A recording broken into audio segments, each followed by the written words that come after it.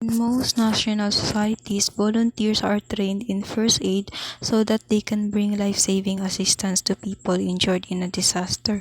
They are also trained to assess damage and the emergency needs of the population, to identify those in need of assistance, and to organize relief distributions. They may also provide health care and psychological support.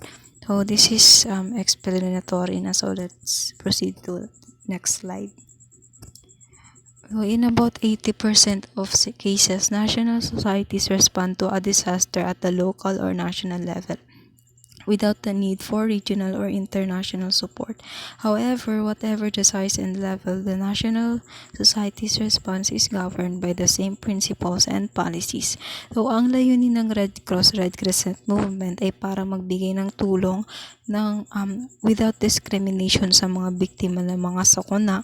So, sinisikap nito na maiwasan at alisin ang difficulties ng tao kahit saan ito matagpuan. So, tinataguyod nito yung pagkakaunawaan, yung friendship, cooperation, at yung unity sa lahat ng tao. So, pinapanatili nila ang autonomiya para makapagkilos sa anumang oras ayon sa prinsipyo ng movement. So, para mapanatili ang tiwala ng lahat, ay meron silang neutrality. So, hindi sila maaaring pumihit sa mga labanan o makaugnay sa anumang kontrobersya na may kinalaman sa politika, lahi, relihiyon o ideolohiya. So, this is a voluntary service at ang organisasyon na ito is bukas para sa lahat. Internationally, national societies, each within the limits of its resources, give assistance for victims of natural disaster and other emergencies.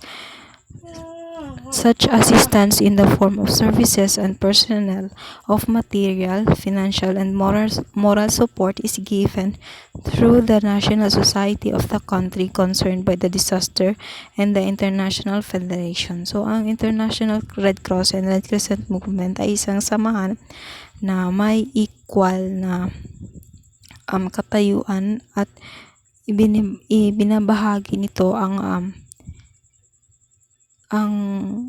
parehong tungkulin at responsibility sa pagtulong sa isa't isa o sangkatauhan. So, at community level, groups of volunteers are trained to work together in community disaster response teams, bringing assistance to people in their communities affected by disaster. So, ito ay nagbibigay kapangyarihan sa bawat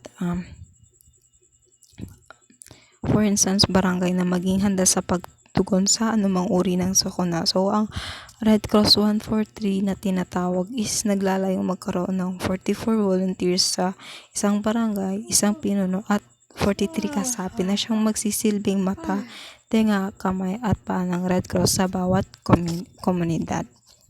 So, that's all for my part. Thank you for watching.